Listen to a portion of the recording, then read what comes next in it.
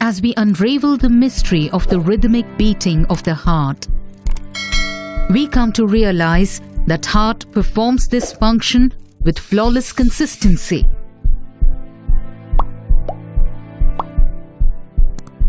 The heart is an organ that beats throughout the lifetime of a person. Are you aware that in an average lifespan of 70 years, it beats about 2.5 billion times?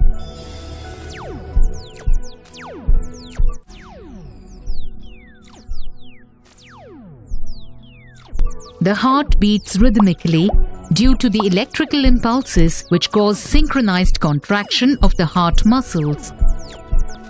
These impulses cause the contractions of the atrium and the ventricles, which allow the heart to pump blood.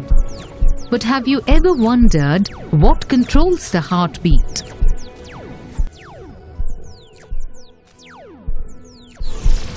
Cardiac pacemaker. The heartbeat is generated and controlled by a pacemaker present in the heart. It also possesses specialized excitatory conducting system, which ensures the rhythmic beating of all the cardiac muscles. The walls of the atria form the atrial syncytium, and the two ventricular walls constitute the ventricular syncytium. The pacemaker is located in the wall of the right atrium. It is also known as sinoatrial node or SA node. The SA node generates an impulse which spreads across the walls of the atria through the specialized conducting system, causing both atria to contract in unison. During atrial contraction, this electrical impulse reaches the atrioventricular node or AV node. Here, the impulse is delayed for about 0.1 second, after which it moves along the bundle of His, bifurcates into bundle branches before spreading along the Purkinje fibers. The impulse reaches the lateral ventricular walls and causes its contraction.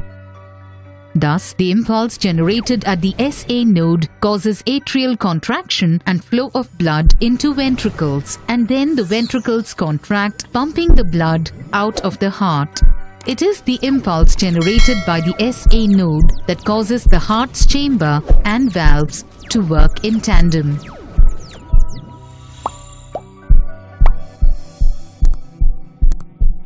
Thus, we conclude that it is the SA node as the cardiac pacemaker which sets the rhythmicity of the heartbeat. Summary. We can now observe the impulse conduction and heartbeat in synchronization with the blood flow.